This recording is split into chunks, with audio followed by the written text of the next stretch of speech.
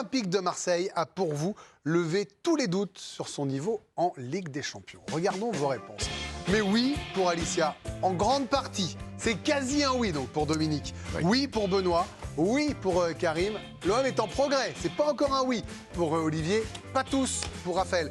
Benoît, je commence avec vous parce que vous étiez hier avec nous et vous aviez un doute. Non mais après, je l'ai dit, un prono n'est pas une info. Hein. Donc vous aviez un vrai doute. Le sens du match a fait que. Est-ce que les Olympiens ont provoqué ce qui leur est arrivé? C'est-à-dire 2 fois de jouer en supériorité numérique face au Sporting. Ça peut plus être un hasard. Oui, bien sûr. À l'image de Harit, qui a fait un match exceptionnel. D'ailleurs, hier, je l'attendais parce que c'est un petit peu le détonateur de cette équipe qui amène beaucoup de... C'est vrai que vous l'aviez cité. Oui, qui amène beaucoup de verticalité, de vivacité. On voit que quasiment tous les ballons passent par lui. Et effectivement, il a provoqué ce pénalty. Il est allé le chercher. Et le défenseur portugais est tombé dans le piège. Mais malgré ça, j'ai vu une équipe de l'Olympique de Marseille agressive, qui a mis beaucoup de rythme, bien équilibrée. J'ai trouvé très, très bien en place aussi défensivement. C'est vraiment dommage que cet Olympique de Marseille, on ne l'ait pas vu face à Francfort. Moi, c'est vraiment mon regret de ne pas les avoir vus débuter un match comme celui-ci hier soir face à Francfort, parce qu'aujourd'hui, ils auraient beaucoup plus de points que hier soir à la fin du match. Pour mettre en lumière ce que disait positivement Benoît sur l'agressivité qui a été mise par l'Olympique de Marseille, on a comparé les statistiques du match aller au Vélodrome et celle du match retour. Alors pas forcément les tirs cadrés, c'est à peu près la même chose, mais dans les duels, regardez la différence. 57% de duels gagnés par l'OM, seulement 49% au match aller, alors que Marseille jouait à 11 contre 10. Et même techniquement parlant, 43% de dribbles réussis par l'OM hier, notamment grâce à Amin Harit, là où il n'avait pas excellé dans le domaine du dribble, de l'élimination au match aller face à cette même équipe. Quand même, Dominique, il faut saluer, je pense, le fait qu'on pensait qu'ils étaient morts dans ce groupe, qu'il y avait cette succession de défaites sur les différentes compétitions cumulées, et d'avoir eu le cran, peut-être, de se relever et d'être aujourd'hui en position de se qualifier. Ça prouve que, d'abord, cette équipe a un véritable entraîneur. Qu'on a décrié avant l'heure, si j'ose dire, parce qu'il n'avait pas disputé le premier match, que déjà, on se posait des questions sur lui. Il nous répond aujourd'hui. Ça montre aussi la force de caractère de cette équipe. Benoît l'a rappelé, qui avait perdu ses 2 premiers matchs et qui a montré 2 fois devant le Sporting qu'elle était forte. Ça montre aussi que Tudor ne s'est pas trompé, au sens où il a dégagé une équipe type. Il lui a fallu une quinzaine de matchs. C'était pas du tout évident au début de saison. C'était pas celle qu'on avait en tête. Ah, pas du tout, parce que l'équipe qu'on avait en tête, je ne sais, on peut en parler, mais il y avait Payet et il y avait Gerson. Au bout de 10 matchs, Tudor a tranché, et je trouve que c'est dans le bon sens. Le regret que j'ai, et Benoît le disait, c'est d'avoir effectivement, contre Francfort, dilapidé quelques points. Moi, je pense que si Tudor avait aligné le week-end dernier face à Ajaccio, au moins pour débuter, son équipe type, il n'aurait pas laissé la victoire aux Corses, me semble-t-il, au Vélodrome. Mais fermons la parenthèse. Moi, ce qui me plaît, c'est qu'effectivement, c'est une équipe équilibrée, structurée, impactante, et qui a des leaders dans toutes ses lignes. Que ce soit Sanchez, Mbemba, Guendouzi, les 2 ex. Des gars recrutés pour ça, en plus, pour cette campagne. Juste que, voilà, et je crois qu'on peut avoir vraiment de véritables espoirs pour la suite. Dominique parlait d'Igor Tudor à juste titre. C'est vrai qu'il avait été décrié avant même que la saison ne commence. Et lui, pour le coup, on a vraiment l'impression qu'il a levé tous les doutes. Il a réussi à créer une cohésion avec ses joueurs, comme il l'a expliqué hier en conférence de presse. Écoutez-le. La confiance est élevée, c'est vrai, l'équipe est très bien physiquement. La veille du match, 3 ou 4 joueurs sont même venus me voir pour me dire « Ne vous inquiétez pas coach, demain on sera au rendez-vous, on va gagner ». Igor Tudor qui a réussi à gagner petit à petit la confiance de ses joueurs, c'était pas gagné, il a une méthode assez dure, il était très exigeant, notamment la préparation estivale qui s'était pas très bien passée, il y avait eu des clashs avec plusieurs cadres de son équipe. Aujourd'hui, il fait l'unanimité dans son vestiaire. C'est un coach qui à partir du moment où il rentre sur le terrain, veut du sérieux et du travail, de l'exigence, ce qui est tout à fait normal. Tout le monde est sur la même longueur d'onde, on a très bien assimilé les principes de jeu et je pense qu'aujourd'hui on peut demander à n'importe quel joueur et au coach aussi, on est tous confiants sur le fait qu'on est en amélioration constante. Il est très strict sur le terrain et en dehors, notamment quand il est arrivé, il a changé plusieurs choses. Et c'est ce qui a fait que, voilà, aujourd'hui, on se sent bien sur le terrain. Maintenant, il est proche aussi de nous. Il nous parle, il est franc. C'est quelqu'un qui a un jeu qui est très porté sur le fait de jouer directement vers l'avant. On n'essaye pas de faire des positions stériles. On a envie d'aller embêter l'adversaire, de mettre des ballons devant le but pour créer le maximum de danger. Et une image qui illustre notamment cette proximité avec les joueurs, et un joueur en particulier, c'est Dimitri Payet. Il s'est jeté sur lui lors du deuxième but marseillais. Belle image entre Igor Tudor et Dimitri Payet. Alors on sait que ça n'a pas toujours été facile, en plus depuis le début de la saison. Bref, une méthode qui a été validée, qui est validée par ces joueurs à présent. Olivier, je vais vous laisser réagir aux propos de Dominique. Un mot, parce que vous êtes coach aussi. Quand on voit les critiques qui se sont abattues sur Tudor, l'accueil qu'il a eu, bon, l'accueil c'est autre chose. Les joueurs qu'il avait à disposition, je reviens sur le fait que Gerson et Payet, qu'on voyait comme des titulaires en puissance, ne sont plus là. Est-ce que c'est pas un coup de maître? Franchement, je me pose la question. C'est juste quelqu'un qui a compris son effectif et qui tout de suite savait qu'il fallait changer les choses. Mais alors, est-ce qu'il a compris son effectif ou est-ce qu'il les a adaptés à son système? Comment? Est-ce qu'il a adapté son effectif à son système ou il a compris son effectif? Est-ce que c'est pas parce qu'il voulait jouer avec ce schéma-là? Il a compris son effectif et il l'a adapté à son système sans problème. Et ceux qui râlaient en début de saison, certains ont été mis un peu de côté. Notamment, c'est juste ce que je voulais dire par rapport à ce que disait Domi tout à l'heure, c'est pourquoi ça n'a pas marché contre Francfort? Parce que Gerson et Payet étaient là.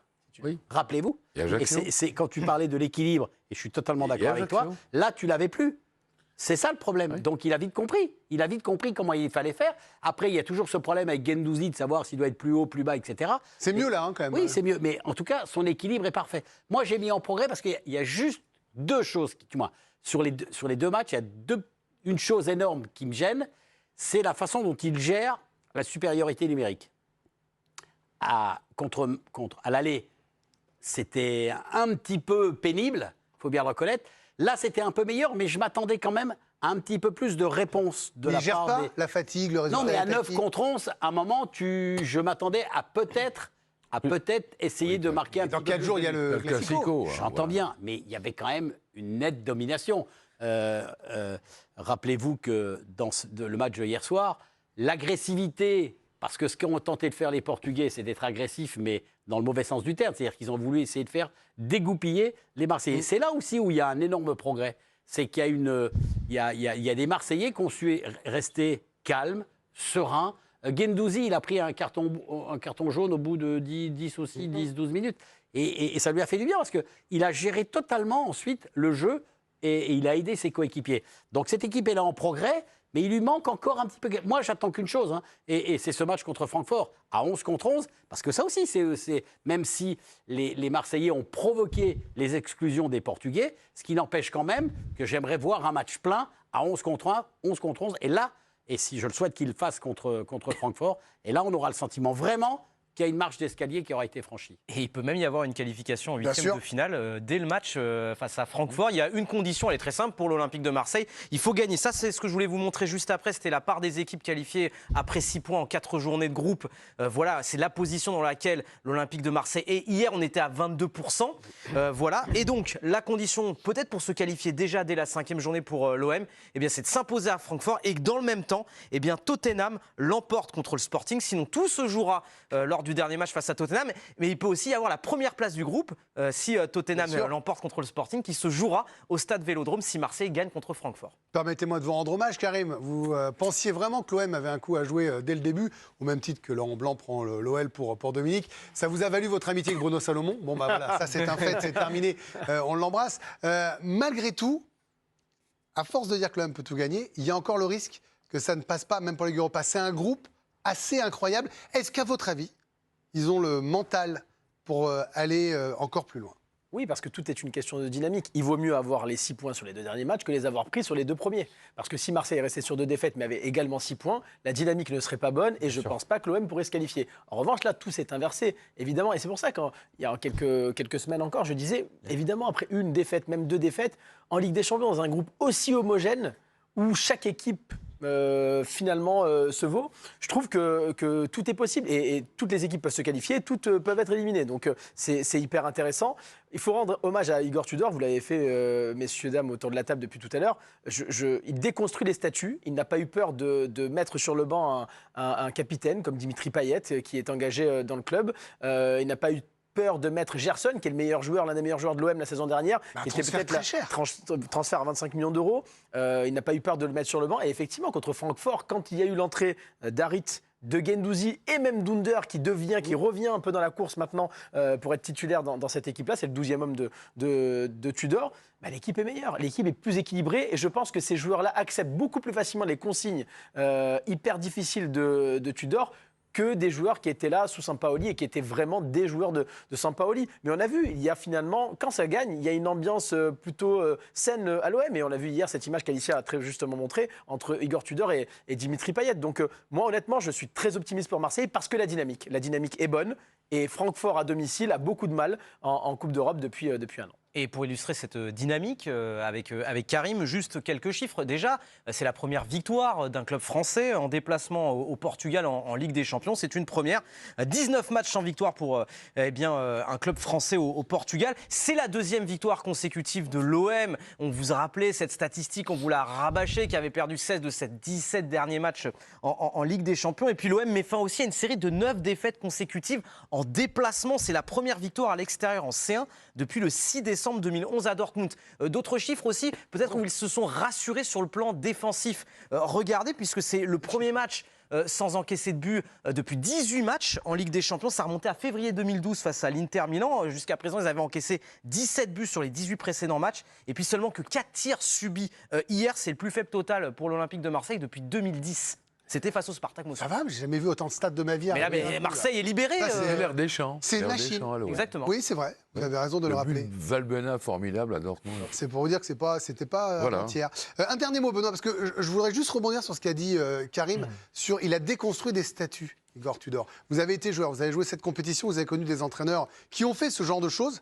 Est-ce qu'à partir du moment où ça marche, c'est museau, plus personne ne peut rien revendiquer et on le suit? Mais que voulez-vous dire? Je sais pas, je vous pose la question. Il a déconstruit, ça a été compliqué, mais il est resté sur sa ligne directrice. Hein. Donc même un Payet aujourd'hui est obligé d'accepter sa situation. Mais bien sûr, vous l'avez vu, Alicia a montré l'image, on a vu un Payet souriant. Cette image. Lorsque ça ne va pas, elle est sidérante, non, mais lorsque ça ne va pas, le joueur aurait boudé ou aurait fait autre chose. Non, c'est juste que les joueurs ont accepté, ils ont compris exactement ce que voulait le coach. Et ça se reproduit sur le terrain. Bon, eh bien, écoutez... Mais le coach, non mais il demande rien d'extraordinaire en fait. Non, mais il a juste. Il en met 2 sur le banc. Oui, non mais le coach, il demande rien d'extraordinaire. Il demande à son équipe, lorsqu'elle est sans ballon, d'être assez haute. Elle demande à son équipe d'être équilibrée, d'être les uns près des autres, et quand ils partent vers l'avant, ça va vite. Qu'est-ce qu'il demande d'extraordinaire? Olivier, on a souvent loué la qualité de tacticien de Sampaoli. Franchement, pardon, mais Tudor, tactiquement, c'est intéressant quand même. Non, mais attends, je dis pas que c'est pas bien, hein. Attention, je dis juste dans l'état d'esprit. Non, mais juste dans l'état d'esprit des joueurs, c'est ce qu'on demande à un footeux. Oui, mais enfin bon, tout le monde ne l'applique pas, Olivier. Oui, donc quand ça marche comme ça, il faut saluer. Ça, c'est une autre histoire. Ah bah oui, mais c'est pour ça qu'au début de saison, il y en avait 2 ou 3 qui commençaient à dire que ça n'allait pas et que c'était pas bien. Vous voulez pas vous entendez pas la musique là? Vous avez par exemple la musique. Comme aux Oscars, quand il y a la musique, ça veut dire Shut up and dance with me, baby.